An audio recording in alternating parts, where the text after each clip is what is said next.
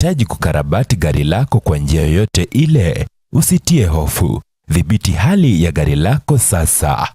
Ramizworks inakupa huduma bora zaidi. Hapa wanakupa huduma zote za gereji kwa magari ya kila aina. Ramizworks tuna deal na panel beating, spray painting. Ukiwa na kazi yako, leta mali hapa, tunakufanyia kazi safi sana. Ramizworks inapatikana mjini Kisii daraja 2 kwenye barabara kuu ya Kisii Kisumu. Imekabiliana na Delta Filling Station. Tunashughulika na magari za accident. Gari imeharibika msuni inaletwa. Tunaomba watu wote walete magari zao hapa. Welcome Kisii. Kwa maelezo zaidi kuhusu huduma zetu, piga simu nambari 0728888603 au 0790178686. Ramizworks, huduma bora kwa bei nafuu.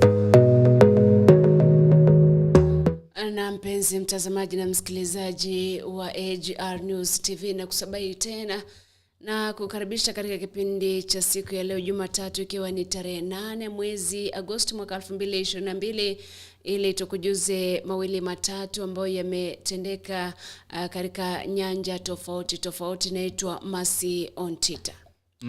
Nami naitwa Edwin Mukaya. Karibu. Kuna mengi yametokea. Weekendi ilikuwa refu.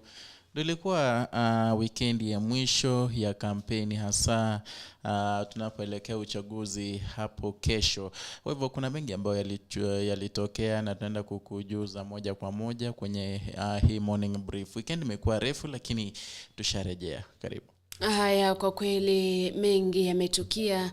Weekend imetamatika. Tumeona kampeni zikitamatika na yamesalia tu masaa machache ili Wakenya wakiungana na wengine kutoka mataifa ya ugaibuni pale waende debeni kuchagua viongozi tofauti tofauti, kuanzia rais mpaka diwani pale chini. Na wakati hayo yanafanyika, mtazamaji, kwanza kabisa acha nikusihi nikurai ukimbie pale maeneo ya YouTube @AGR News TV, utufuatilie wakati ambapo tunakujuza haya ambayo yanaendelea kutukia. Kwanza kabisa kulikuwa na ile suala la kujiandaa kwa IEBC kwa uchaguzi ambao utaandaliwa hiyo kesho. Kukakuwa na suala la kutumika kwa sajili ambayo imechapishwa, the manual register. Kukawa na kizungumkuti, Azimio la Umoja wa Kenya wakitaka IEBC kutumia sajili iliyochapishwa kama njia mbadala ya kuidentify the voters iwapo watakuwa wanapatikana kupitia kwa fingerprints zao ama ID cards zao. Ni swala ambalo IEBC ilikuwa imesema haitatumika unless mtu ambaye amekuja kupiga kura hajatambulika kutumia zile fingerprints na vile vile ID hajamtambua ama passport, basi it's the only time ambapo atakubaliwa kutumia the manual register. Lakini kulingana na agizo lilotolewa na jaji moja pale Nairobi, alisema kwamba IEBC itumie ile register ambayo imechapishwa, akisema kwamba isipofanya hivyo basi itakuwa inavunja sheria ambayo inasema manual register ama sajili iliyochapishwa ndio inafaa kutumiwa mbadala iwapo vile vifaa vya KIMS vitafeli. Sijui kuhusiana na haya, je, unaona uamuzi wa mahakama, unaona the push by Azimio la Umoja wa Kenya kuhakikisha kwamba kuna manual register, je, unaonaje? Unazungumzaje kuhusiana na hayo, Edwin? Unajua ni swala ambalo kidogo lilikuwa limeleta shida kabisa, haswa tunapoelekea uchaguzi mkuu. Manake timu moja ilikuwa inasema sisi tuko sawa, whether manual whether electronic, yenye wanasema sisi we trust IEBC, it gonna deliver. Tukitulina timu ya Azimio wakilalamika zaidi wakisema kwamba ile inaweza tumika, ile manual register iweze kutumika.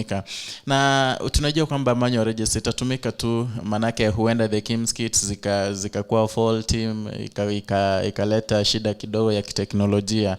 Kwa hivyo ni swala ambalo alikuwa anasema kwamba hata ukiangalia ujumbe wa koti ilisema kwamba it is unconstitutional. Hadi walikuwa wanauliza Justice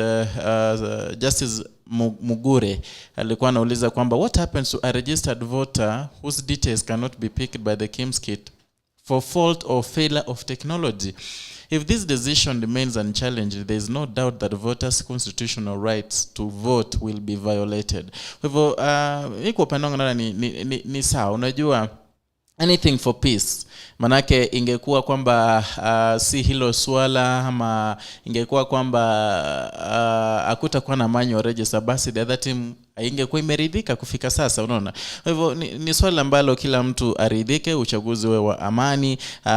Ingawaje niliona wameanza kunyosha kidole cha lawama, hasa timu ya Kenya Kwanza wameanza kunyosha kidole cha lawama kwamba the other team inataka kurig huu uchaguzi. Nikiangalia ujumbe wake Moses Kuria mtandaoni hapo jana, kuna mahali alisema kwamba pengine nitanukuu yale alisema kwamba we warned you that we will be ahead of you in all evil schemes. We played these games before, so we know how it is done.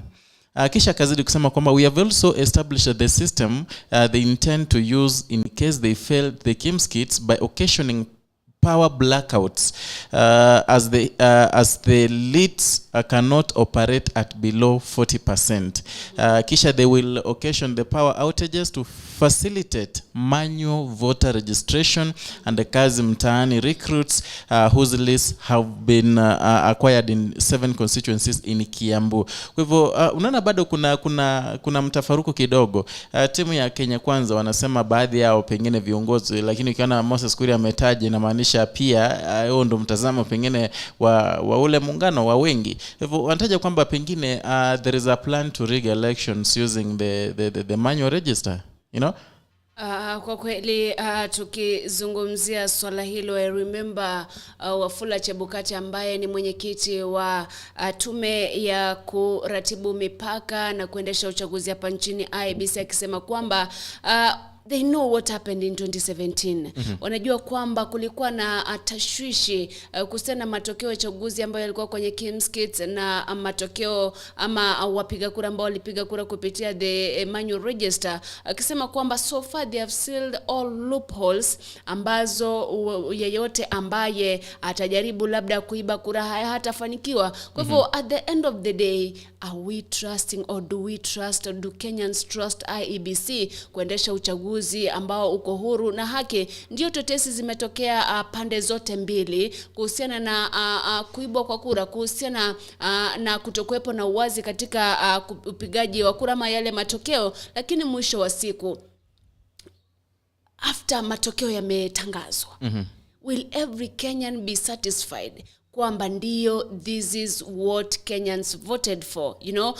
Inamaanisha kwamba can IEBC show correctly kwamba hawa ndo watu walipiga kura and this is what happened and this is the results, bila kuficha chochote. Remember in 2017 kulikuwa na hiyo tashwishi wakati ambapo kulikuwa na ile appeal kwa mahakama ya juu kabisa, mahakama ya upeo, kukiwepo na the whole process thing kwamba hatua mwafaka hazikufuatwa wakati ambapo ule uchaguzi uliandaliwa, wakati ulifanyika, na vile vile kukakuwa na tashwishi kuhusiana na zile servers ambazo zilifaa kufunguliwa na mambo kama hayo. Kwa hivyo mwisho wa siku, baada ya kesho, tunatarajia kwamba Wakenya wanatarajia kwamba IEBC itakuwa imeendesha uchaguzi wa huru na haki. Kumbuka kwamba vile vile ni swala ambalo limekuwa likizungumzwa na viongozi tofauti ambao wanatafuta viti vya uongozi hasa ule urais, wakitaka IEBC kuendesha uchaguzi wa huru na haki, uchaguzi ambao wanasema can be verifiable. And at the same time tunajua uzuri ni kwamba IEBC yenyewe isha assure, it has given an assurance that they gonna conduct a credible and fair elections. Na vile vile kuna swala ambalo lilinifurahisha sana masi hapo jana. You know, Kenyans should also be at the front line kutetea uchaguzi na kuhakikisha kwamba uchaguzi umekuwa wa haki. Haya yalitokea pale Mbiwa. Pale Mbia kuna some of the officials wa IEBC ambao walikuwa na mipango pengine ya kuiba kura hapo jana.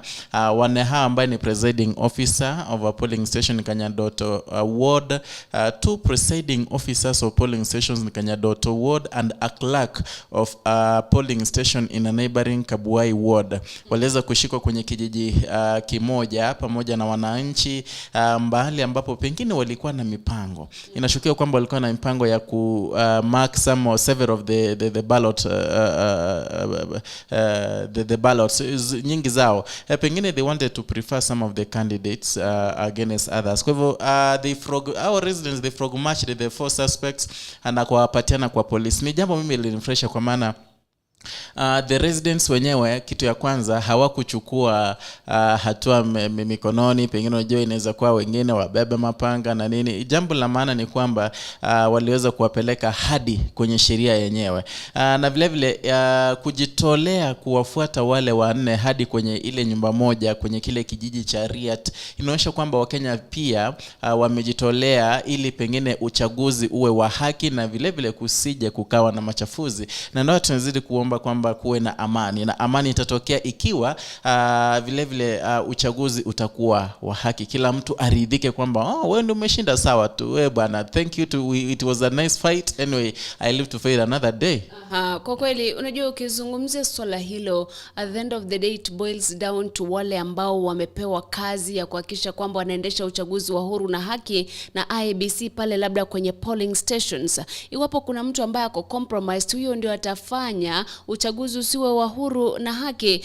Ni swala ambalo linakuja you remember wakati ambapo ile kampuni ya KMPG ilikuwa inasafisha sajili ya register, ikagundua kwamba kuna wapiga kura ambao walikuwa wamehamishwa bila makubaliano yao. Kuna wapiga kura ambao labda majina yao yakuepo, na kulingana na IEBC ikiongozwa na Wafula Chebukati alisema kwamba maafisa wakuu walipatikana kwamba walihusika na lile swala la kuhamishwa kwa wapiga kura, akisema kwamba walisimamishwa kazi, na kusema kwamba sasa hivi ripoti ile iko kwa vile vyombo vya uchunguzi DCI, ili wachunguzwe na wachukuliwe hatua kali za kisheria, kwa sababu walihusika na jambo ambalo si halali kisheria, akisema kwamba marekebisho walifanywa na kila kitu kiko shwari. Lakini mwisho siku ndio Chebukati atazungumza haya. Wale makamishina 6-7 watazungumza vizuri, lakini it boils down to kwa ground. Wale watu ambao wako kwa ground, are they as transparent as the others kutoka kule juu? Kwa sababu kutoka hapa kwa ground, now the information will be fed to them from the ground. If wrong information inakuwa fed to the commissioners kutoka ground, then vitu havitakuwa sawa. Na vile vile Masi, I don't know, I feel it has been so early watu kutoa malalamiko mbalimbali. Manake ama vitu kutokea ikiwa hiyo yandiwa, you know, there was alleged plan ya kumark several of the ballots. Vile vile Moses Kuria pale Kiambu jana, ngawaje kwenye ujumbe mwingine vile vile alitaja haya akisema kuna hadi akawataja majina baadhi ya wale, ngawaje alikuwa hatujui ukweli, yeye ndiye alikuwa anasema kwenye mtandao wake wa Facebook. Unajua pia ni mwanasiasa, vile vile anawania kiti kile cha ugavana pale Kiambu. So we expect anything from anyone at this moment. Kuna tension, some of the politicians who never did their work, their groundwork so well, sasa hivi ndo wametense, you know, so there's so much. Lakini leo akinyosha kidole cha lawama to some of the people pale Kiambu, the DCC Eric Wamlevu, SCC Susan Washira, ambao walienda pia kwa nyumba moja, walikuwa wametuma kutokana na mazungumzo yake ama kutokana na ujumbe wake aliweka mtandaoni. Kuria alisema kwamba walikuwa wamewatuma wafuasi wao kuwafuata hao the DCC, the SCC wote, wakaenda hadi kwenye nyumba moja ambapo waliweza kumark several of the ballots. Kwa hivyo ukiangalia yote ni siku moja imesalia, na ujumbe kama huu unajua I don't know venye itafanyika, manake ujumbe kama huu I want to believe there are some people wenye watausoma and then already wajue kwamba maybe uchaguzi umefanya nini, umekuwa rigged, and then pengine itafisha wengine ambao wasiende kupiga kura, and then italeta ule mgawanyiko. I feel such messages kama ingekuwa uwezo zitulie kwanza, such that uchaguzi ufanywe, yule ambaye hajaridhika afanye nini, aende kotini. Kwa kweli mtazamaji na msikilizaji, wakati hayo yanaendelea, kumbuka kwamba tulikujuza kwamba jaji nani yule alitoa amri ama aliamrisha IEBC yakisha kwamba inatumia ile register ambayo imechapishwa katika Mugure katika upigaji kura wa hapo kesho. Lakini yote 9-10, mtazamaji na msikilizaji, sisi tunaendelea tu kukuhimiza kwamba kisha kwamba wewe kama mwananchi unadumisha amani mahala ambapo utaenda kupiga kura na kuwa mwananchi mzalendo. Mwananchi mzalendo ni yule ambaye anapiga ripoti iwapo kuna mambo ambayo yanaendeshwa kinyume na sheria. Bila shaka matayarisho yote yamekamilika. The ballot papers zimefika, vifaa vya kupiga kura zimefika katika maeneo majimbo tofauti 47 hapa nchini Kenya, na natumai kwamba kila mtu ambaye ni eligible voter atajitokeza kupiga kura hiyo kesho. Lakini tukiachana na hilo swala, kumbuka kwamba siku ya Jumamosi wagombea wa urais walifanya mikutano yao ya mwisho katika Azimio la Umoja wa Kenya wakiwa pale Kasarani na Kenya Kwanza wakiwa pale Nyayo.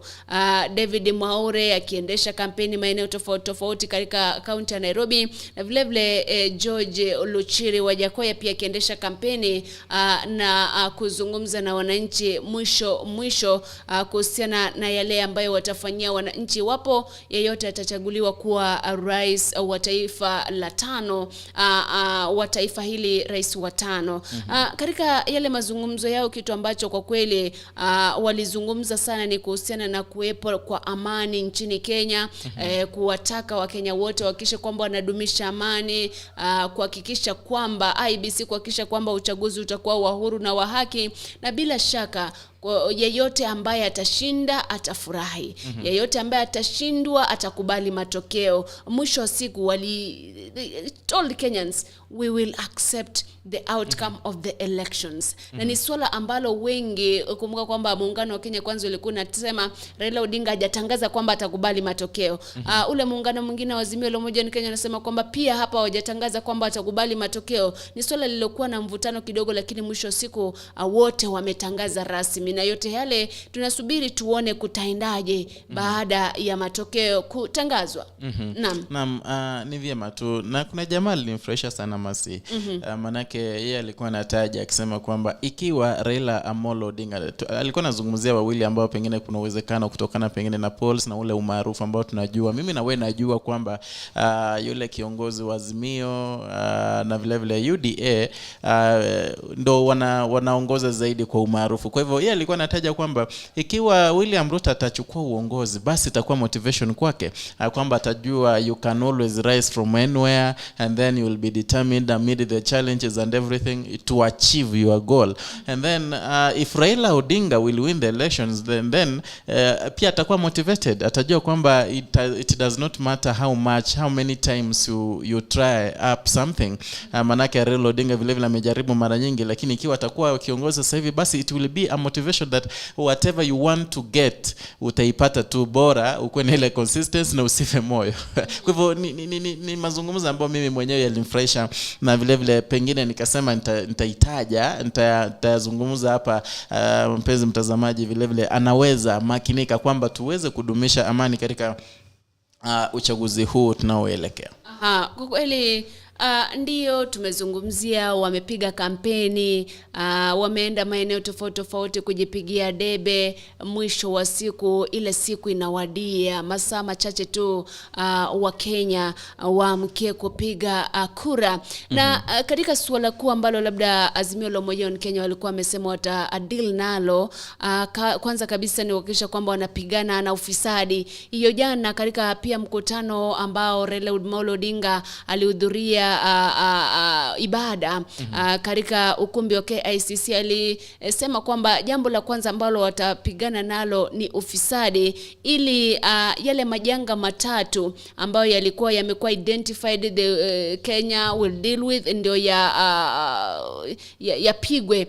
Kwa hivyo when we talk about corruption, ni janga ambalo unaweza ukasema hata Mkenya mdogo anajua kwamba lipo. Je, yani kwa fikra zako, huyu kiongozi ama hao viongozi watashughulikia hili swala 100% ama ni katika tu zile harakati za kampeni ili wapigiwe kura? Unajua Masi, kiongozi ni yule tu. Na nikikumbuka vyema zaidi mwaka wa 2013 2017, hayo ndio tulikuwa tumeahidiwa kwamba pengine ufisadi utapunguzwa. Nasema kwamba ufisadi ndio uti wa mgongo kwenye uchumi hapa nchini Kenya. Unaona, pengine umelemaza kabisa uchumi nchini Kenya. Kwa hivyo in as much as a country we want to maybe thrive and move on and maybe achieve our bigger dreams, ufisadi unaendelea kutu drag behind. Lakini tumeona kwamba bado ufisadi unazidi kukithiri, unazidi kujaa, hadi rais mwenyewe akasema kwamba shilingi bilioni 2 huwa zinapotea kila siku. Kwa hivyo kwa upande wangu mimi pengine nitazungumza haya ikiwa atakayechukua hatamu ya uongozi atangangana zaidi na kumaliza ufisadi, hapo ndo nitazungumza. Lakini kwa sasa pengine nitasema ndio wote wana mipango kabambe, na huenda wote ama yeyote atakayekuwa uchukua uongozi anaweza enda kuyatekeleza ama asiyatekeleze. Si tupige kura. Angalia mwenye unaona wewe mwenyewe unaona kwamba huyu kutokana na mazungumzo yake amenifurahisha na anaenda kupigana na ufisadi, mpigie kura. Aingie hapo pale ndio tutajua kwamba atatekeleza ama hatatekeleza. Kwa kweli ukizungumza hilo kumbuka kwamba serikali ambayo inaondoka mamlakani ilikuwa imesema pia itapiga ufisadi vita, lakini jinsi ambavyo umeona mambo yametendeka tangu labda mwaka 2013 mpaka mwaka 2022 sasa hivi, je, was the government successful in dealing and eradicating corruption? Nope. Hiyo hapana bado, manake ndio hiyo nimetaja Masi. Ikiwa rais mwenyewe anasema kwamba shilingi bilioni 2 huwa zinapotea kila siku, hii inamaanisha kwamba bado janga la ufisadi linaendelea kulemaza nchi yetu ya Kenya. Unaona? And then there are so many scandals Masi ambazo hazijashughulikiwa. Tukiangalia lile swala la KEMSA, COVID-19, billionaires and stuff, wakati iliweza kuwa revealed, kuna mengi yalitokea. Na pengine nisema was not so keen kufuata wale ambao walipoka zile pesa, na limekuwa ni swala la siasa sasa hivi. Najua kuna wale wanasema zile pesa zilipwa, wakasema wiki 2 sijui nini, miezi 2, sasa hivi ni miaka 3. Kwa hivyo mimi kwa upande wangu nasema kwamba ndio, there are so many things ambazo the government has achieved, the Jubilee government ambao ili achieve, and also there are so many things ambazo ingawaje ndio walikuwa wameahidi wa Kenya they didn't achieve. Na ukiangazia zaidi jinsi Uhuru Muigai Kenyatta nazungumza kwenye mazungumzo yake, pengine niseme kwenye zile niseme vile anazungumza ile pengine kumpigia upato Raila Odinga, huwa anasema kwamba kuna mengi ambao waliyafanya na yataendelezwa, na kuendeleza pengine hivi anamaanisha Raila Odinga ataendeleza yale hawaku manage kuyafanya, pengine Raila Odinga atayafanya. Kwa hivyo lakini ufisadi bado haukupiga, yani niseme they didn't fight it so well as they promised. Kwa kweli ni wazi kwamba Rais Uhuru Kenyatta alijaribu kadri awezavyo, lakini kulingana na wakati mwingine alikuwa anasema sasa mnataka nifanye nini? Kwa sababu the institutions that are supposed to fight corruption, there is the EACC, there is the DCI, there is the DPP, wala ambao wanapatikana wameiba mali ya umma washtakiwe. It's so some people wakaondolewa ofisini. Remember the then treasury CS Henry Rotich kuhusiana na ile sakate ya Aror Kimwarer. Kulikuwa remember it was in 2016, nilikuwa pale attachment, and kulikuwa na hii scandal ya 5 billion in the Ministry of Health ambayo ilikuwa inaongozwa naye Dr. Cleopa Mailu ambaye alikuwa waziri then. Kumekuwa na sakata nyingi za KEMSA jinsi umesema, za Aror na Kimwarer. Kumekuwa na sekta za michezo. Remember the sport scandal kule Rio de Janeiro, kuhusiana na Hassan Wario ambaye aliondolewa pale mamlakani akapewa kifungo cha miaka 3 pale, na sakata nyingi ya NYS. Nilikuwa najiuliza Governor Kirinyaga Anne Waiguru alikuwa na head that ministry, remember, akajiondoa, and then later she's voted in. I mean, is she a better performer kama governor than us? Yes, I'm just asking myself. Kwa hivyo mtazamaji na msikilizaji, ndio Rais Uhuru Kenyatta aliweka juhudi, but corruption has not been fought. Remember in 2016 kulikuwa na ushirikiano, the signatures alitia between the UK government and Switzerland government, wakisema kwamba warudishe pesa za Kenya ambazo zimefichwa kule, but that has not been done. So ndio alijaribu kuweka mikakati, but and then maybe the institutions zilifeli. Nakumbuka Talib Mbarak ambaye ni kiongozi wa EACC akisema we are trying our best, but pia unapata kwamba kuna contingent imewekwa, uchunguzi unastopishwa kidogo, unapata kwamba wale ambao wamepatikana labda ambao wametuhumiwa kuiba mali ya umma hawachukuliwi hatua. Kwa najiuliza, then inamaanisha kwamba the investigations were not done right. Kwa sababu ukifanya investigation right, sidhani kama wale mawakili ambao wanatetea wale ambao wameshukiwa watakuwa na loopholes za kutafuta mahala ambapo watakuwa na stopisha cases. But anyway, mwisho wa siku ni kwamba serikali ya Jubilee ilijaribu, iliweka mikakati, but corruption is still a big issue, a monster that is eating away mali ambayo ni ya umma. Na vile vile Masi, unajua hata rais mwenyewe alitaja akisema kwamba I was lenient, lakini Martha Karua hawezi waacha wafisadi. Kwa hivyo yeye kutaja mwenyewe kwamba he was lenient, it shows kwamba they didn't do enough to beat corruption. Ni kujishtaki, alijishtaki tu kwamba I was so lenient, mbali na yale walikuwa wameahidi wa Kenya mwaka 2013 mwaka 2017. Unajua, ukizungumza swala hilo, hata kama ni leniency, I know the president hawezi fight corruption. Ni institutions ambazo ziko mandated to fight the corruption, alright? Yeah. So the failure itatoka kwa hizi institutions. Institutions nazo zinakuja zinasema tuko na shida kutoka kwa injunctions zinawekwa kwa mahakama, labda kesi zinatupiliwa mbali, and then unakuja unaambiwa kwamba ukifanya the investigations right, you have the people, you have the evidence, then koti itapata wapi mahala pa kutupilia mbali zile kesi? Masi, during the campaigns unapata kwamba wanasema I will fight corruption, but huwa hawasemi kwamba I'll use the institutions to fight corruption. And sasa hivi unaona wengine wanasema kwamba, wengine wamesema kwamba yote atakayepatikana na ufisadi anyongwe ikiwa fulani atakuwa kiongozi. Kuna yule anasema kwamba the main thing is doing state capture yenye inafanya nini, kuna wale wanasema kwamba kwa hivyo sijaona mtu ambaye anasema kwamba I'll try to ensure. Mwenye amesema pengine, anyway, watu wameshazungumza, ni ile tungoje tu tuone kutaendaje baada ya uchaguzi mwenye atachukua. Lakini swala ni je, ufisadi unawezaisha hapa nchini Kenya? Nadhani ufisadi unaweza ukaisha kuking'ara kutoka juu. Najua nilikuwa nazungumza hapa asubuhi nikasema kutoka juu kukikua kumeng'ara mpaka hapa chini kwa kiti cha udiwani watu watang'ara. Yani sheria kali zitungwe na vile vyombo ama tume ambazo zinashughulikia uchunguzi ufisadi zihakikishe kwamba they are spot on in the investigations, ili kwamba iwapo umepatikana na mali ya umma, unanyang'anywa yale mali yanakuwa plowed back into government projects, kuhakikisha kwamba uchumi unakuwa. Na wewe unajua kuna hili swala la you given either ufungwe miaka 3 ama utoe shilingi bilioni labda 5. Then somebody opts to kuchukua bilioni 5. This person is still akipata opportunity. Okay, so sheria zikuwe kali zaidi, and I hope kwamba iwapo these leaders are really gonna fight corruption, and then natumai kwamba Kenya will be on the right track. Mtazamaji, wote niende pale break kidogo, kisha tunarudi hivi punde tuendelee kukujuza mengi zaidi, linking corruption hapa nchini Kenya na kule Uganda, coming up in just a few minutes. Endelea kusikiza kipindi cha The Morning Brief ndani ya Abagusi Global Radio.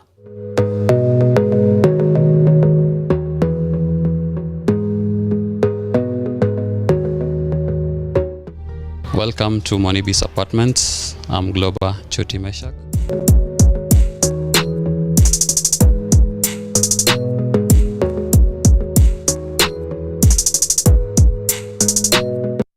Monibis is located at Tasia Embakasi off 75 Road where you're headed to Utawala. We have a 3-bedroom house that can host you for a day, a month, a week, and you will feel comfortable.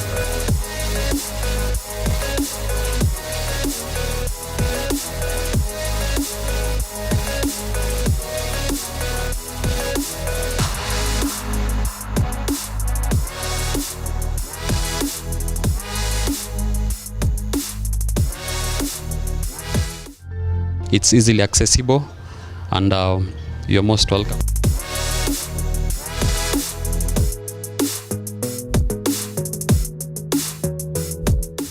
You can reach us on 0729 816 420 or 0723 601721. You can always reach us on 0729 816 420 or 0723 601721. Welcome all.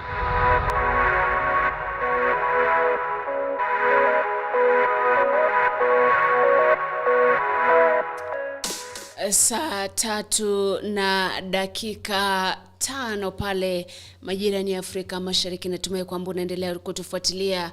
Kumbuka kwamba tuko live pale kwenye channel yetu ya YouTube na vile Facebook na vile application yetu. Tufuatilie ili uendelee kutusikiza kwa njia ya kipekee. Nilikuwa nazungumzia kuhusiana na ile swala la ufisadi.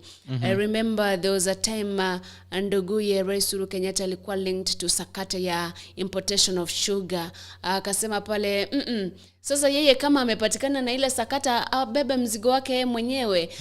Ni swala ambalo kwa kweli wengi walifurahi kwa sababu yeye hakusaza ni ndugu yake si ndugu yake. Alisema kama ndio is linked to that scandal then afaa kubeba msalaba wake yeye mwenyewe. Lakini kumbuka kwamba hili swala ili jinamizi la ufisadi ndilo ambalo limefanya labda gharama ya maisha kupanda kwa hali ya juu zaidi, mpaka bei ya bidhaa sasa hivi iko juu. Lakini kuna watu wako na do. Unajua ukitembelea maduka ya kijumla utagundua kwamba bado kuna pesa in circulation. Lakini mtazamaji na msikilizaji, juzi niliona rais wa taifa la Uganda Yoweri Kaguta Museveni akiwa anatoa the State of the Nation address, akiaddress kuhusiana na kupanda kwa gharama ya maisha, wakitoa wale mawaziri tofauti na wale washikadau wakitoa baadhi ya mambo ambayo wanafikiri yanaweza yakafanywa ili kuhakikisha kwamba gharama ya maisha inashuka kule nchini Uganda. Remember there were some people who were arrested like a month ago. Walikuwa wanataka kufanya demonstration about the inflation rate in Uganda. Wakakamatwa kiambiwa kwamba jamani, si hapa Uganda peke yake, Kenya ipo, Tanzania, kule Sri Lanka, mataifa mengi yanalia kwa sababu ya kupanda kwa gharama ya maisha. Lakini katika mambo ambayo walikuwa wanazungumza pale, and the funny thing is Yoweri Kaguta Museveni kuuliza swali spot on. Alikuwa anafanya kazi kama Magufuli. Unataka tufanye nini? Hakupewa ripoti asome, alafu asomee wananchi, kwa hivyo baadhi ya yale mambo ambayo Yoweri Kaguta Museveni alisuggest, kuna hili jambo ambalo alisema kwamba kitu kinaitwa imported inflation, kwamba wananunua bidhaa kutoka mataifa mengine kwa gharama ya juu zaidi. Basi vikifika pale ukiongeza tax, ukiongeza zile pesa ambazo zinatumika kuleta zile bidhaa pale, inamaanisha kwamba vitauzwa kwa bei ya juu. Na baadhi ya mawaziri pale walikuwa na suggest kwamba taxation iondolewe. Akiwauliza tukitoa taxation hapa tutajengaje barabara fulani, tutafanyaje kitu fulani, tutafanyaje kitu fulani, akwambia taxation lazima ikuepo. Lakini kitu ambacho tutafanya ni kuhakikisha kwamba vile vitu, baadhi ya vile vitu ambavyo tunatoa mataifa ya nje, we can produce them.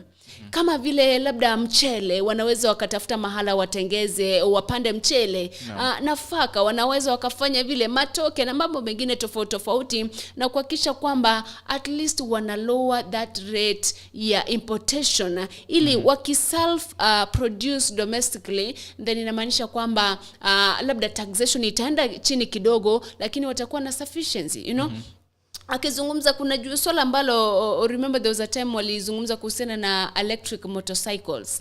Akizungumza about the durability of the electric motorcycles, the fuel usability na mambo kama hayo, akisema kwamba ile itapunguza kutolewa kwa bidhaa labda mashambani mpaka pale mijini, na usafiri utakuwa unarahisishwa. Ni mambo ambayo kwa kweli iwapo yangekuwa yanazingatiwa na yafanywe, then things might be better. I don't know. Nchini Kenya wish rais ambaye atachaguliwa wa 5 aje aulize what can we do. You are the experts, watakupatia njia. But kufuata ile njia sasa inakuwa ndio kizungumkuti. Na vile vile nilimwona Museveni akitaja but they should also do away with the expensive products, or they can use the local products such as cassava, banana, mambo ya mikate waache, anyway he had his idea na jinsi ya kukabili. Na vile vile ingawaja yalitokea, alisema kwamba the Ugandans they should not blame it on the government, manake is something imekuwa kila mahali. Vile vile akanyosha kidole kwa nzige, akasema rising waters of lakes, landslides, army worms, akasema COVID-19, vile vile terrorist attack from Kampala. Mambo mengi alisema kwamba amechangia pengine maisha yakawa magumu, lakini la muna akasema kwamba it is not only in Uganda. The same way we've been telling Kenyans is not only in Kenya, hata nchi zingine bado zinaendelea kutabika na hali ngumu ya maisha.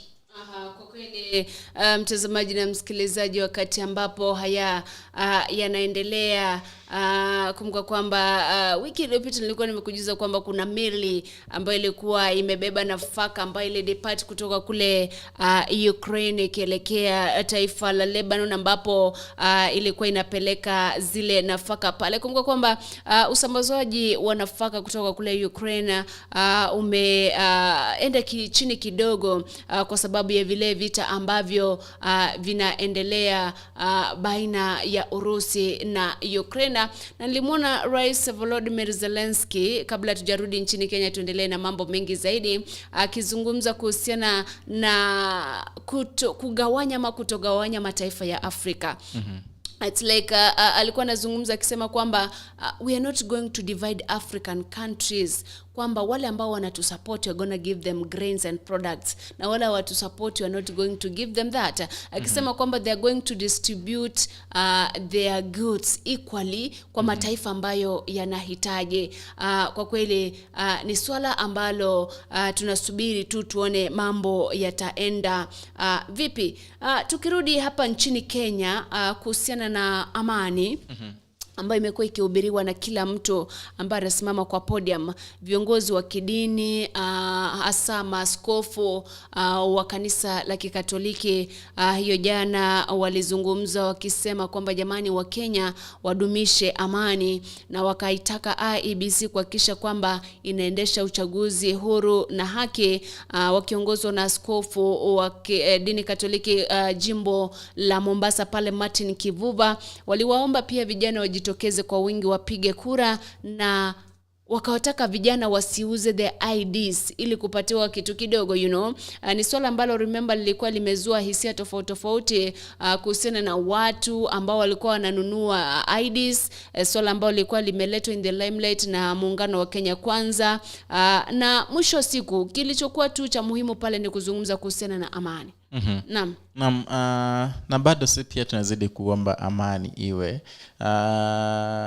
Najua jinsi hali ya maisha imekuwa ngumu hivi. Ikiwa kutakuwa na machafuzi, basi maisha yatazidi kuwa magumu.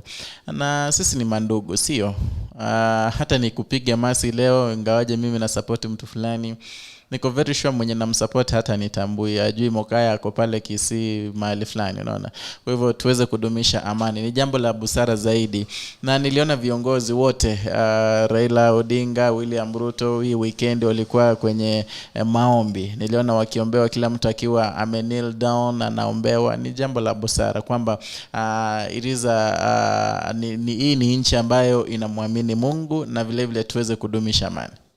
Mtazamaji na msikilizaji, ni shukrani za dhati kuhusiana na wewe kuingia hapa ndani na kuendelea kutufuatilia vizuri zaidi katika kipindi hiki cha The Morning Brief. Na tukizungumzia swala hili la amani, mashinani kuna changamoto kidogo. Wengi they are following mambo ambayo wanaambiwa na viongozi. Nakumbuka kuna wakati kule Kitutu cha Chandotho kulikuwa na vurugu zilizuka sehemu fulani. Kisa na maana, mgombea mmoja amepita mahali kapatia watu chai. Mwingine akapita the same place, akakita kambi pale. Sasa yule mwingine kusikia kwamba fulani ako mahala ambapo umetoka, akarudi na vijana wakaleta vurugu, watu wakaumia pale. Ndo maana tunasema wewe kama mtu ambaye uko na akili razini, yani uko timamu, hakikisha kwamba hutumiwi na kiongozi yeyote kumuumiza ndugu yako, kumuumiza rafiki yako, kumuumiza jirani yako. After all, kesho kutu utamuhitaji yule ndugu yako, jirani yako, aje akusaidie kutoka pale nyumbani akupeleke hospitalini. Utakuja kumuhitaji akupe msaada kwa njia moja ama nyingine. Kwa hivyo tudumisha amani jamani. Kama wewe ni mtu ambaye mko na akili razini, tuko na akili razini, tuko timamu, wacha tuhakikishe kwamba tunadumisha amani na tusitumiwe na viongozi ambao they have nothing to lose actually. Or the only thing they might lose is the election. Lakini maisha yao yataendelea vizuri, wako wanajipata, wako na riziki, they'll be good. Lakini wewe je, jiulize hilo na ujijibu kabla haujafanya kitu chochote ambacho ni kinyume na sheria. Tukiachana na swala hilo, kabla tujaenda kwenye madukani pale kidogo, kulingana na tume ya uchaguzi na mipaka IEBC, kuna polling stations karibu 19 eneo la Baringo ambazo zimehamishwa kwa sababu ya utovu wa usalama katika eneo lile. Kulingana na IEBC, polling stations ambazo ziko pale Baringo wanasema zimehamishwa kwa sababu wengi waliofia usalama wakahama, na wengi wa maeneo yale wanashangaa kwa nini wapige kura, because utovu wa usalama umekuwa pale, hawajashughulikiwa.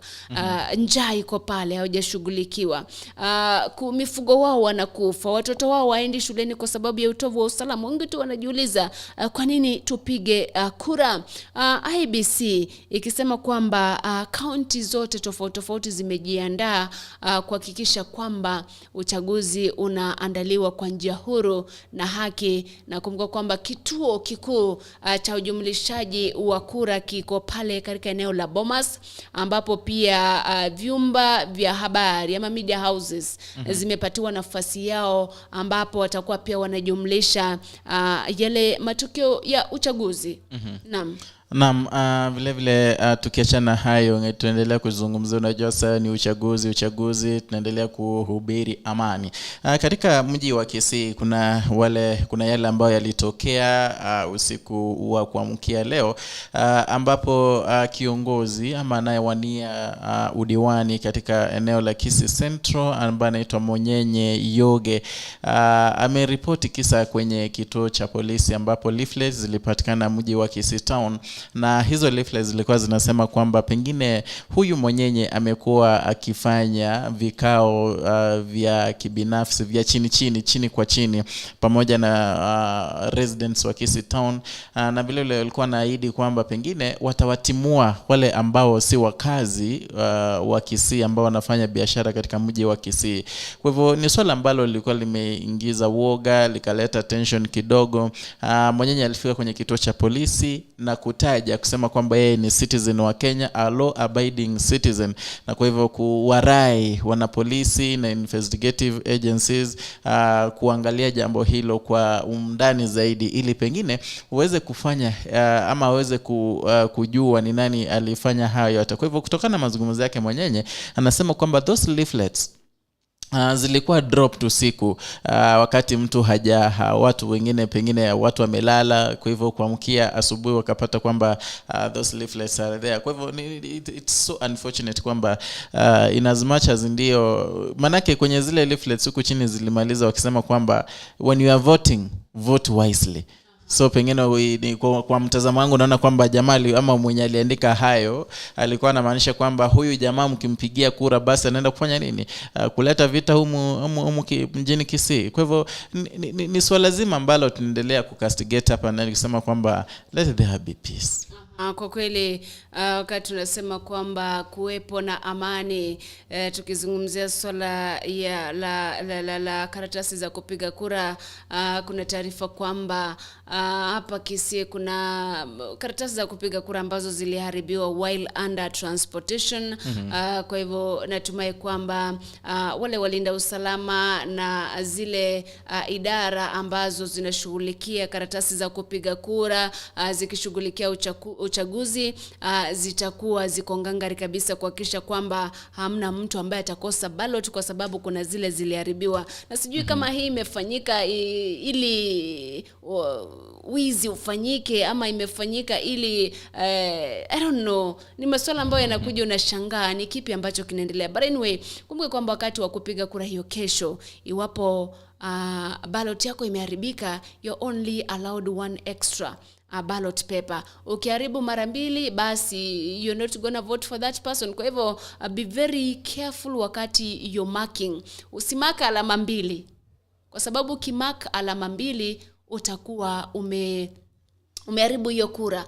Don't tick for somebody and then put a cross on somebody. Usiweke kitone, yani weka tu alama moja. Kama ni tick kwa mtu mmoja, that is it. Kama ni cross kwa mtu mmoja, kama ni dot kwa mtu mmoja, don't put any other marks kwa zile ballot papers, kwa sababu utakuwa unachangia kwa kuharibika kwa kura nyingi zaidi. Anyway, ni baadhi tu ya yale ambayo tunakujuza hapa ndani ya kipindi cha Anza The Morning Brief. Tuzungumzie election observers.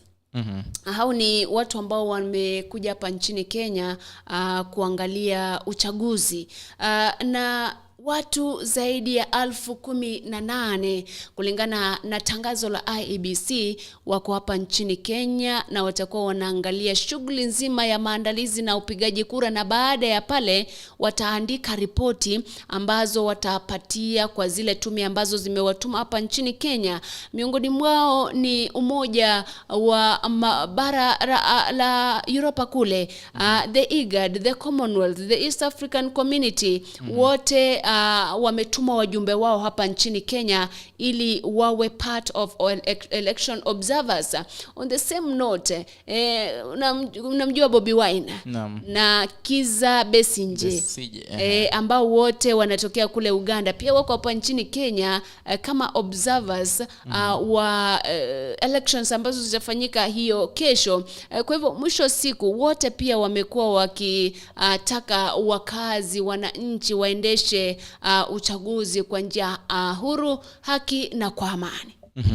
Na kwa hivyo la muhimu zaidi kuwemo nchini ushasema ni kwamba pengine ni kupromote democracy and democratic elections in Africa in line with the overall vision of peaceful, prosperous and integrated Africa.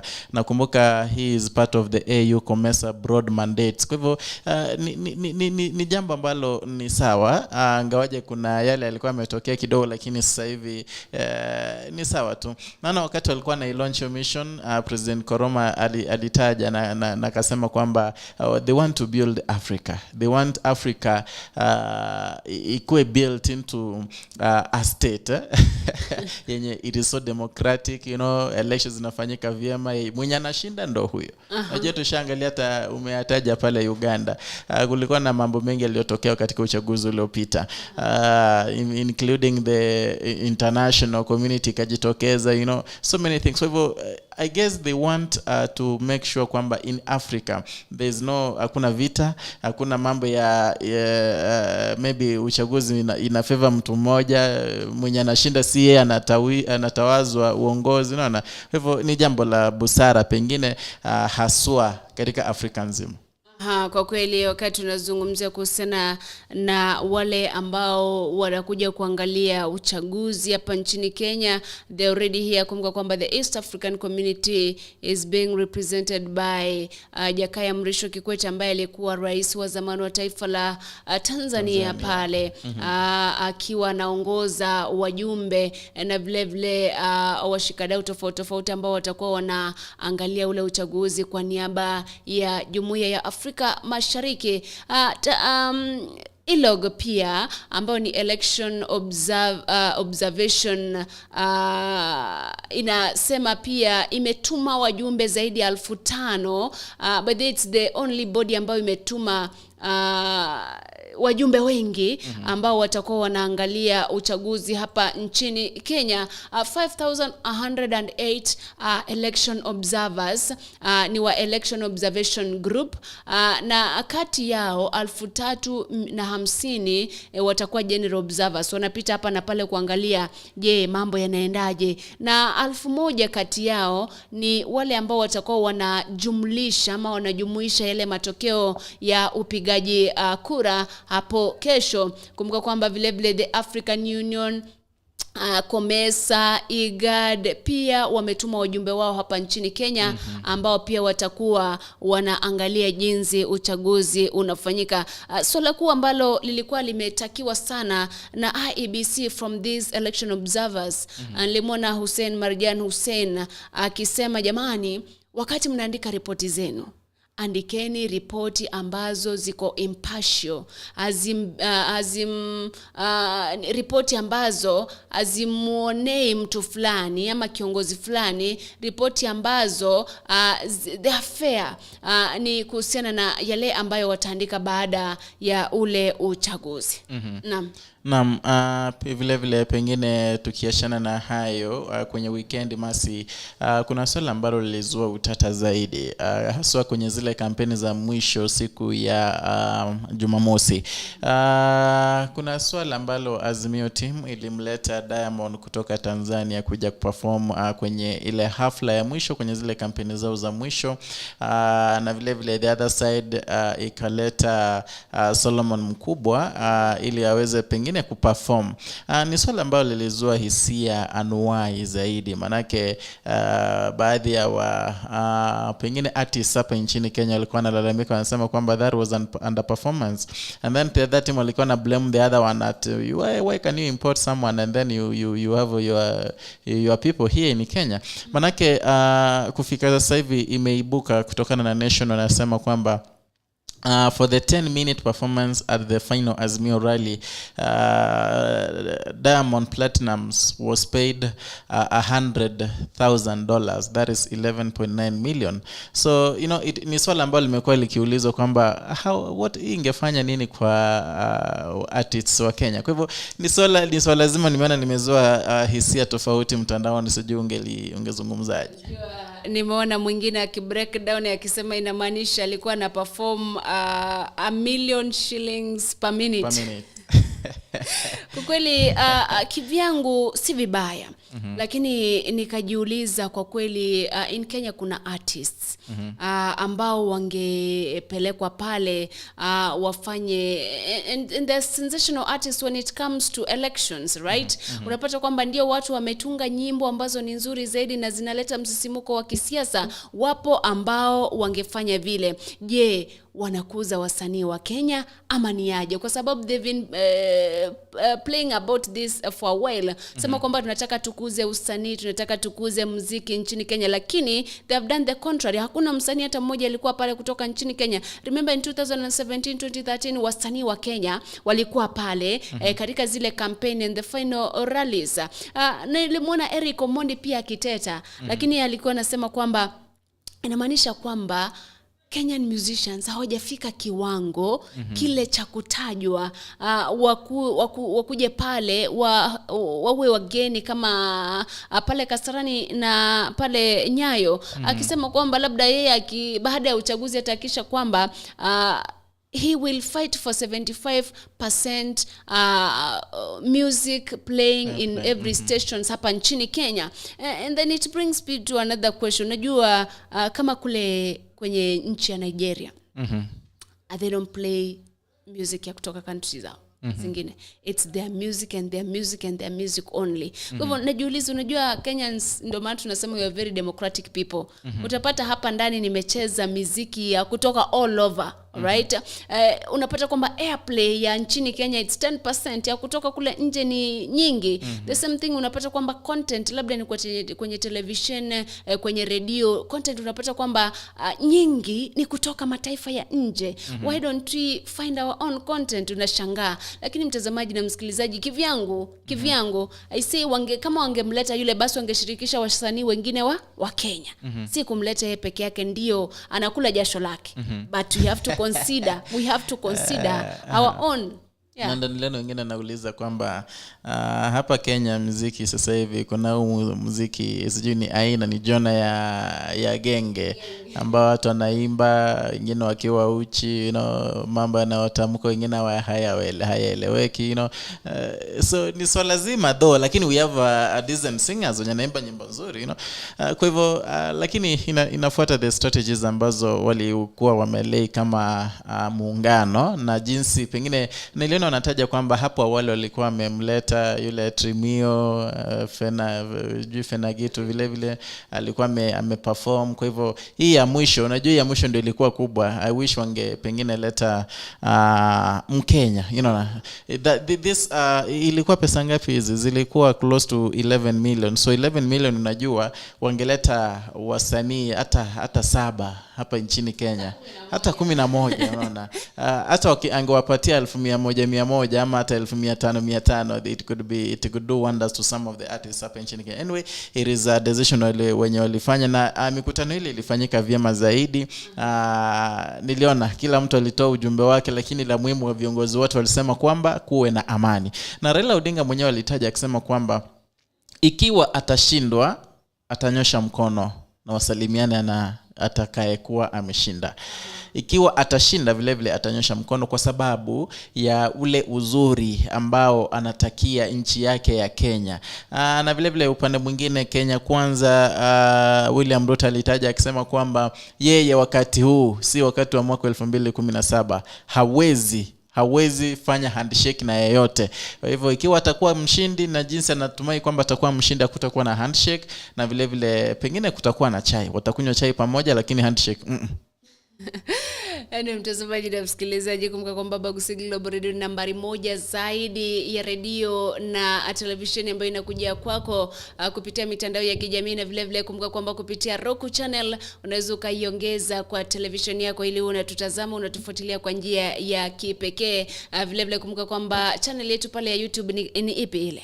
AGR News TV. Unaweza tufuata moja kwa moja, ni jina moja tu, AGR News, ili uweze pengine YouTube, kuna Facebook, pengine nitaangalia jumbe, baadhi ya jumbe pale Facebook. Kabla hujaangalia jumbe, wacha niwapeleke tu madukani kwa dakika 1, kisha turudi tuangalie jumbe, alafu tuendelee tutamatishe kipindi hiki cha The Morning Brief ndani ya AGR News TV.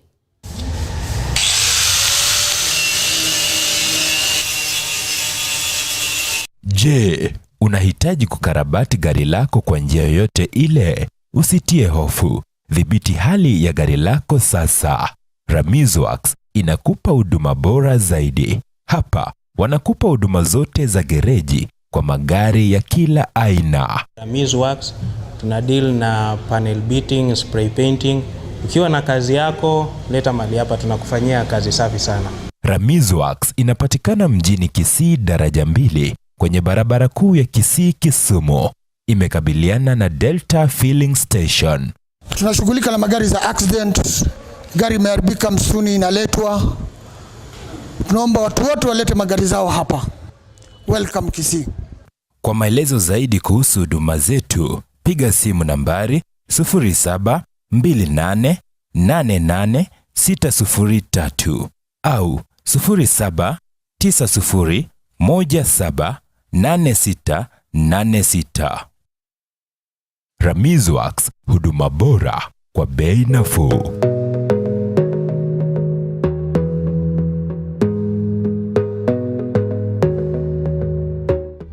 Welcome to Monibis Apartments. I'm Globa Choti Meshak.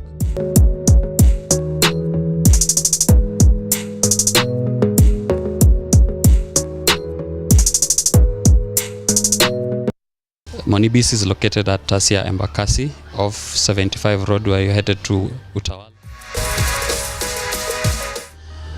We have a 3-bedroom house that can host you for a day, a month, a week, and you will feel comfortable.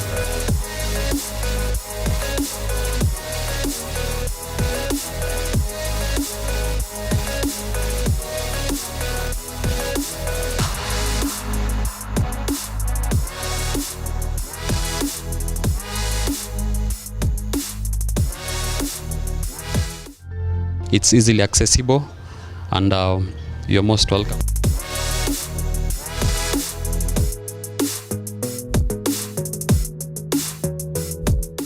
You can reach us on 0729 816 420 or 0723 60 1721. You can always reach us on 0729 816 420 or 0723 60 1721. Welcome all.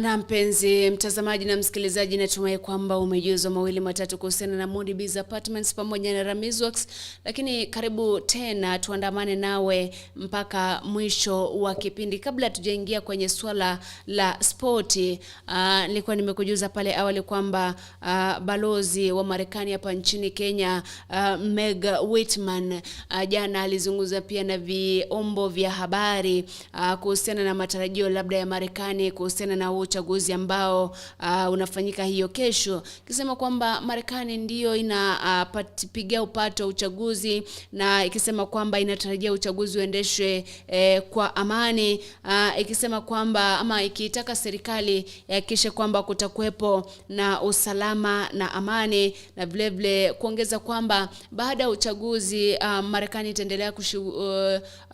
itaendelea kufanya kazi pamoja na Kenya katika ushirikiano katika nyanja tofauti tofauti, ikiwemo ukiwebo uhusiano wa kibiashara na mambo mengine ya kidiplomasia.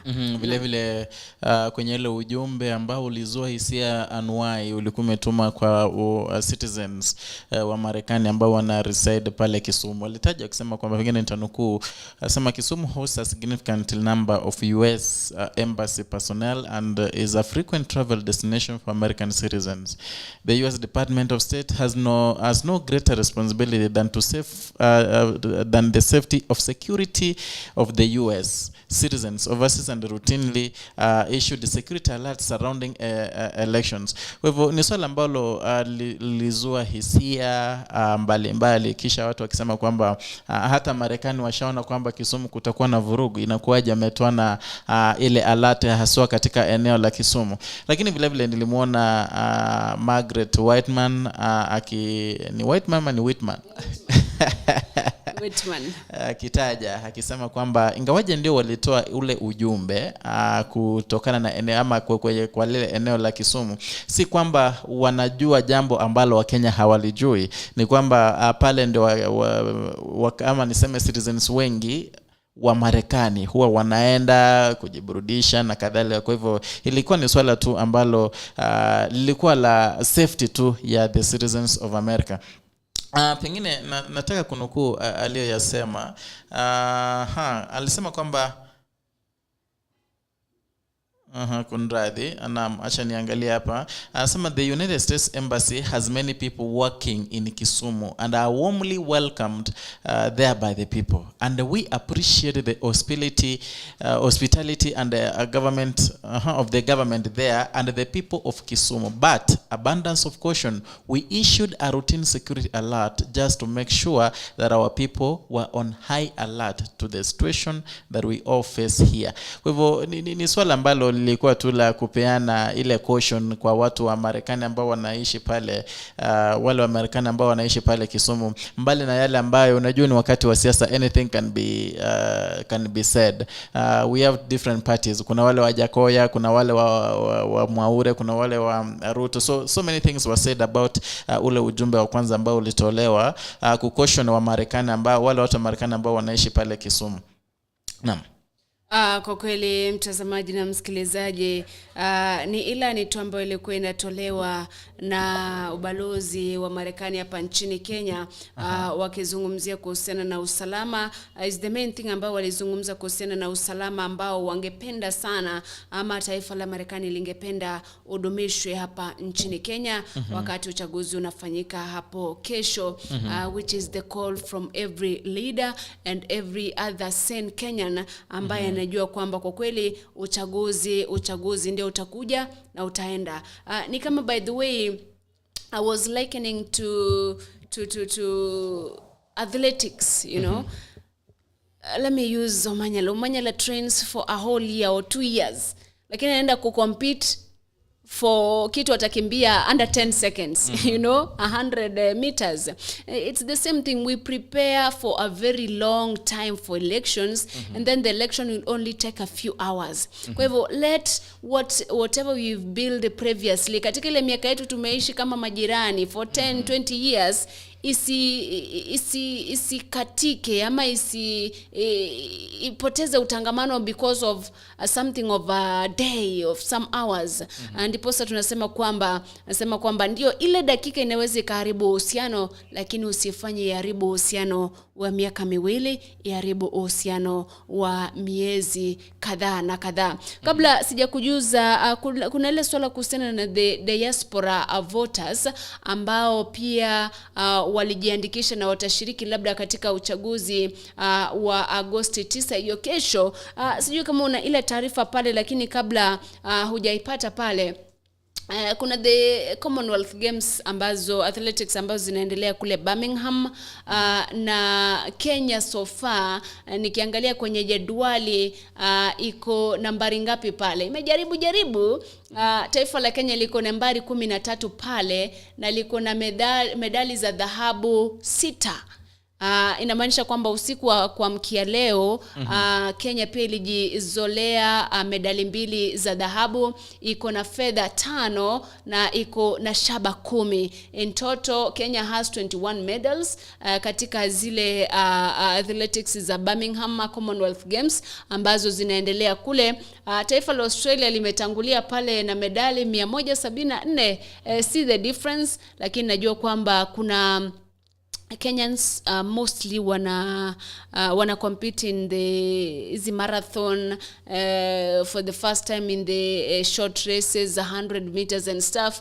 Na hiyo kulikuwa na ile swala la Mary Moraa, sijui unaweza ukalipata pale. Mary Moraa ambaye alikimbia mita 800 na akazolea Kenya medali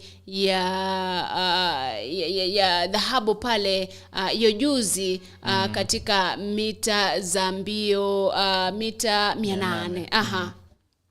Kwa hivyo mimi nasema kwamba ni jambo, manake Moraa clocked 1.57 and 07 microseconds, na kaimagine the top of the local British favorite Olympic silver medalist Kili Hude Kingston. Hivyo ni swala ambalo lilizua furaha hapa nchini Kenya, kila mtu akafurahia, you know, wakati Kenya, by the way, Kenya ina shine only in athletics, right? Not only in athletics.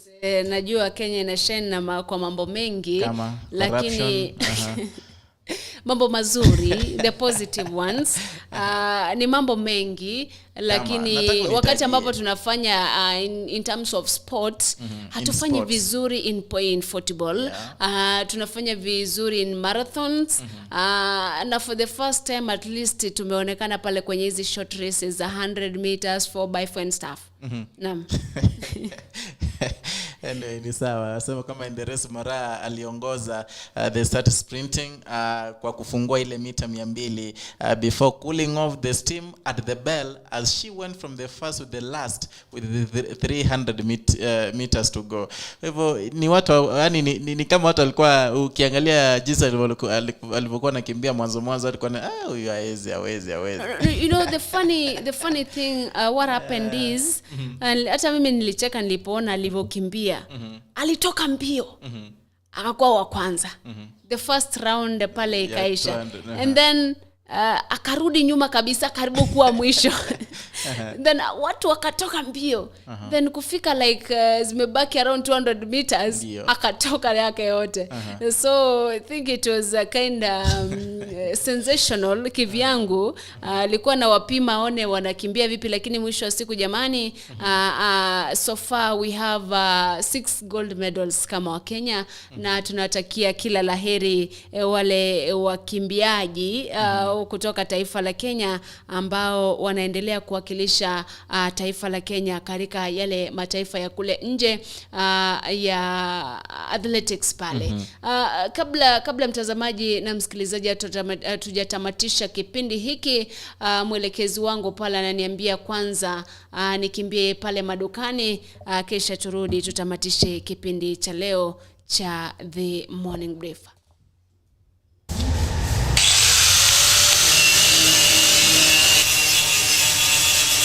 Je, unahitaji kukarabati gari lako kwa njia yoyote ile? Usitie hofu. Dhibiti hali ya gari lako sasa. Ramizworks inakupa huduma bora zaidi. Hapa wanakupa huduma zote za gereji kwa magari ya kila aina. Ramizworks tuna deal na panel beating, spray painting. Ukiwa na kazi yako, leta mali hapa, tunakufanyia kazi safi sana. Ramizworks inapatikana mjini Kisii daraja 2 kwenye barabara kuu ya Kisii Kisumu. Imekabiliana na Delta Filling Station. Tunashughulika na magari za accident. Gari imeharibika msuni inaletwa. Tunaomba watu wote walete magari zao hapa. Welcome Kisii. Kwa maelezo zaidi kuhusu huduma zetu, piga simu nambari 0728888603 au 0790178686. Ramizworks, huduma bora kwa bei nafuu.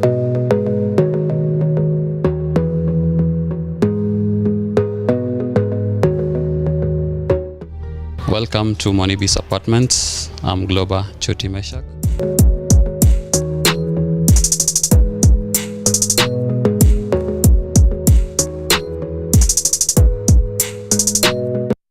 Monibis is located at Tasia Embakasi off 75 Road, where you're headed to Utawala. We have a 3-bedroom house that can host you for a day, a month, a week, and you'll feel comfortable.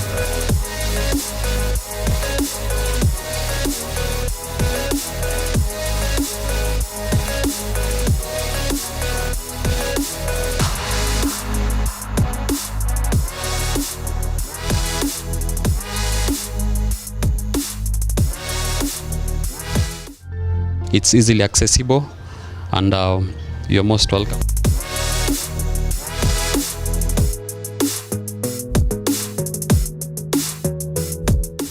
You can reach us on 0729 816 420 or 0723 601721. You can always reach us on 0729 816 420 or 0723 601721. Welcome all.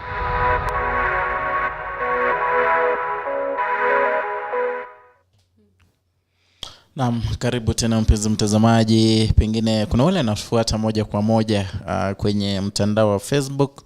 Naitwa Martha Bonareri, Margaret Nyaberi kutoka pale Riyadh, Charles Luanga, Tandy Nelson, Yobesho Beshai, Elizabeth Omete, wote wanatufuata moja kwa moja, Janti Onsongo, Martha Bonareri na wengine wengi. Nashukuru zaidi. Na wale umeshare bado tunashukuru zaidi, manake ndio naona muda vile vile unayoyoma. Mambo ni mengi lakini masaa ni machache. Salia dakika 12 gonge saa 4 majira Afrika Mashariki. Lakini pengine nitakujuza machache tu kabla hatujatoka hewani kwenye hiki kipindi cha The Morning Brief. Vile vile mpenzi mtazamaji, tumeona kwenye kwa siku chache ambazo zimepita, kiongozi wa nchi ama rais wa nchi Uhuru Muigai Kenyatta amekuwa akizundua miradi mbalimbali kwenye sehemu mbalimbali nchini. Alikuwa pale Western, alikuwa pale Nairobi, akafungua hospitali, akafungua expressway, akaenda pale Western, akapeana charters kwa shule ama kwa vyuo vikuu 8. Alikuwa hapa Kisii, kaenda pale Mombasa. Kwa hivyo tumemwona kwingi. Na hapo jana, na pengine kabla sijaangazia la jana, kwenye uzinduzi huu ama kukutana na Wakenya mbalimbali kwenye kaunti mbalimbali, amekuwa akimpigia upato Raila Odinga, kisha akimtaja naibu wake William Samoei Ruto kwamba ni mtu muongo, ni mtu untrustworthy. Na kwa hivyo akasema kwamba kama pale Western alitaja akisema kwamba msije mkacheza na moto. Na hapo jana alikuwa anazungumza na baadhi ama na vituo vernacular stations pale Mount Kenya, na kuna mengi aliyataja. Vile vile pengine kwa kasi tu nitanukuu yale amekuwa ama alitaja hapo jana. Akasema kwamba in 2013 wakati alikuwa pale ICC aliambia watu wa Mount Kenya, na akasema kwamba that even though we would not forget, it was not good to forgive and work with those we were fighting with, so that the country could move forward. Some of the people opposed me. Kwa hivyo ni yale ni baadhi ya yale alikuwa anayazungumza. Vile vile kwenye ile kuwalua watu wa Mlima Kenya kwamba waje kwa pengine wampigie kura Raila Amolo Odinga. Vile vile alisema kwamba my regret, alikuwa anataja yale ambaye aliulizwa swali kuhusiana what he regrets in the 10-year term akiwa kama rais. Kataja kuhusiana, alisema kwamba my regret, my first regret is that we should have spent more time unifying the people of Kenya instead of concentrating on insults. Kwa hivyo sijui hapo unaliona aje Masa alikuwa anaelekeza wapi. Huenda alikuwa anaelekeza kwa naibu wake, manake mara si moja amekuwa akitaja akisema kwamba hatutaki kiongozi wa matusi. Na vile vile regret yake ya pili ama kujuta kwake kwa pili anasema ni kuhusu BBI, ambaye anasema kwamba baadhi ya viongozi walifanya watu wa Mlima Kenya wa believe ama waamini kwamba BBI was meant to extend Uhuru tena kama pengine prime or something. Lakini akasema si right now I'm going home. Mimi mlikuwa mnadanganya na kwamba bado nitakuja hapa kuishi na nyinyi na tutakuwa kwa Kenya moja, nitakuwa nakaa hapa na my grandkids. Vile vile akasema my message to the people of Mount Kenya is that we should speak in one voice. The only way to secure the future of our communities and our region is by speaking in one voice. As they say, an army that is divided is easily vanquished. Kwa hivyo hiyo ni kuwarai pengine kwenye uchaguzi vile vile waweze kupiga kura in one basket ili waweze kuwa na ule umoja kama kitambo. Vile vile alitaja akisema kwamba as Mount Kenya people we would have demonstrated that we have no problem with other communities leading this country, as we ask for or all we ask for is to have our numbers factored in when it comes to the resource sharing and representation, ambalo ni jambo la busara ukizingatia haya ambayo ama hilo ambalo aliyataja. Na kuna ile alilolitaja na mara si moja ametaja akisema kwamba I'm not going anywhere, I'm only leaving the seat of the president, therefore I will be around at the center of any matter related to our community and to our country. Nakumbuka kitambo kidogo kuna mahali alisema kwenye ilikuwa sijui mkutano gani Masi, aliposema kwamba mimi hakuna mahali naenda, I'll be here. Ni jambo ambalo wengine walilitaja wakasema kwamba anasema kwamba yeye atakuwa kwenye uongozi, wengine wakasema nenda nyumbani, lakini hapo jana vile vile alirudia the same thing. Akasema kwamba my handshake with the Raila was to bring peace, forgiveness between the Kikuyus. My handshake with the Ruto was to bring peace and forgiveness between the Kikuyus and the Kalenjins. Pengine kuungana ili kutafuta zile kura mwaka 2013-17. Kwa hivyo ilikuwa kuunganisha haya makabila mawili. Pengine nitaje la mwisho, sitataja yote. Akasema kwamba ili lazima nilitaja. Akasema any person who will try to cause violence because they are unhappy with the outcome of election will be dealt with family. Akasema vile vile in 2017 I won the election, it was nullified and the country was divided right the middle. There was full of tension. I went and did another handshake to bring peace to our people. We have ensured that peace without sacking anyone or giving any seat to opposition. Kwa hivyo ni baadhi ya yale alikuwa anazungumza hapo jana. Tunajua ni katika zile nyakati zake za mwisho kisha pengine aweze kung'oka mamlakani wakati wa Kenya hapo kesho watamchagua kiongozi ambaye atakayeendeleza yale ambayo pengine Rais Uhuru Kenyatta ameyaacha ambayo hakuyatekeleza katika uongozi wake. Shukrani za dhati kwa yale ambayo mmoja watazamaji na usikilizaji kuhusiana na aliyezungumza Rais Uhuru Kenyatta katika vituo tofauti vinavyopeperusha matangazo kwa lugha ya Gikuyu. Lakini mtazamaji na msikilizaji, pia nilikuwa nikujuze tu baadhi ya wale ambao wa Kenya ambao wataungana na Wakenya hapa nchini kutoka mataifa ya kule nje kupiga kura kumchagua. Baadhi unajua wale ambao wako pale ugaibuni watapewa nafasi ya kuchagua rais peke yake. Watachagua hao watu wengine. Kwa hivyo kuna pamoja na Wakenya wanaoishi pale Kampala, Dar es Salaam, Arusha, Kigali, Bujumbura, Pretoria, Juba, kule Washington DC, kule New York, Los Angeles, London, Abu Dhabi, Dubai, Doha, Berlin, Ottawa, Toronto na Vancouver. Wote pia watashirikishwa katika kuchagua rais wa 5 wa taifa la Kenya. Lakini kitu kimoja ambacho nakujuza kabla muda hujatamatika ni kwamba you'll vote for whoever you want. Utapewa karatasi 6. If you choose to vote only for the president, then you vote for the president. Zile zingine, you just drop them pale kwa zile ballot boxes. Iwapo you don't want to vote for anyone, you don't want to vote for the governor, just drop ballot pale na itahesabiwa kama a rejected vote ama kura ambayo imeharibika. Lakini tusiharibu pesa za Kenya alafu tuharibu votes, you know.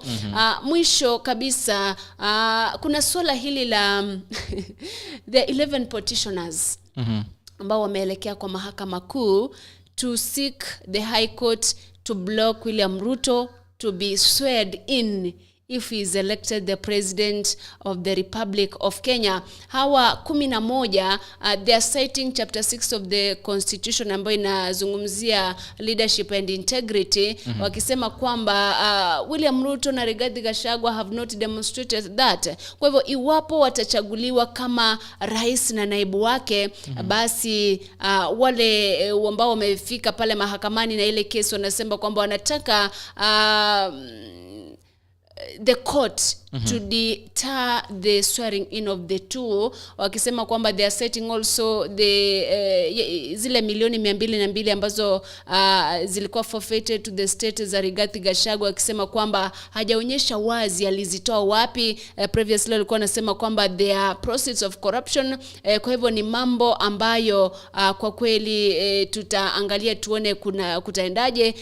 Na kumbuka kwamba ile ruling ya kuhusiana zile fedha za Gachagua ilifanywa tarehe 28 Julai ambayo ilitoa amri ya zile fedha kutwaliwa na serikali. Kwa hivyo ni baadhi tu yale mambo ambayo tunaona sijui I was asking myself, mbona hawakumzuia mapema asiwanie kiti cha urais, you know? Wanafika mwisho ndio sasa wanaweka they are planning for the future. Wangeanza mwanzo pale, labda kama ni kesi zinamwandama ndio hakisha kwamba ndiye amepatwa na mashtaka yanamfuata, amepatwa na kesi, amejibu ama amepatwa guilty, you know. Wanangoja mpaka mwisho wa siku ndio wanaanza kuweka kesi saizi. Kwa hivyo, lakini mtazamaji na msikilizaji, mwisho wa siku when you're voting, kindly leaders, kabla sijakupatia utoa your last submissions, viongozi, remember kwamba makumbuka kuna watoto ambao napenda kuwaita the corona kids. These kids joined Form 1 during the time of corona. Wakakaa shuleni miezi 2, wakarudi nyumbani, wakakaa nyumbani zaidi ya mwaka mmoja. Wale watoto wamehangaika, wamesumbuka. Terms siku hizi mnaona ni fupi. We want next year to start as a normal year. Kwamba wale watoto saizi wanaelekea kidato cha 4 after this year. So tusije tukaleta mambo ambayo yatasababisha watoto wetu wasirudi shuleni. You might be having kids ambao wamemaliza shule. If you really love this country, think about wale watu wa hapa chini ambao bado wako na watoto wadogo, ambao they are looking to go back to school on Thursday, on Friday hii wiki kuendelea na masomo yao. So as voters, vote wisely. Wale ambao wanapiga kura maeneo tofauti, vote, ensure there is peace na amani ndio tunahitaji, because at the end of the day let us finish the election and then kila kitu kiendelee kama kawaida. Kufikia hapo mimi sina la ziada la kuongezea, ila nasema shukrani za dhati kwa kuwa nasi tangia tulipoanza pale 2:30 mpaka sasa hivi. Have a great day and let us wake up tomorrow and vote and choose our leaders. Naona umeshazungumza yote ambayo nilikuwa natamani kuyasema, lakini la muhimu tuwe na amani. Hadi hapo kesho, niite Edwin Mokaya.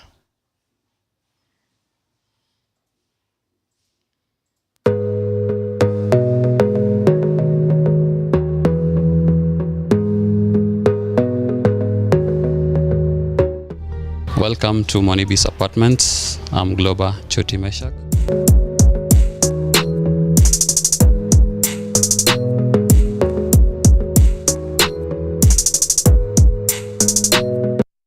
Monibis is located at Tasia Embakasi off 75 Road, where you're headed to Utawala. We have a 3-bedroom house that can host you for a day, a month, a week, and you will feel comfortable.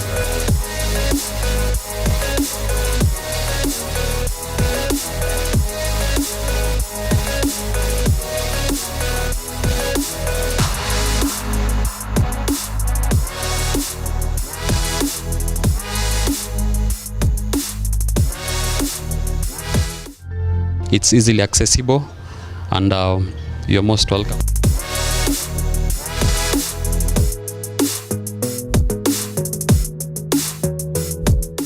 You can reach us on 0729 816 420 or 0723 60 1721. You can always reach us on 0729 816 420 or 0723 60 1721. Welcome all.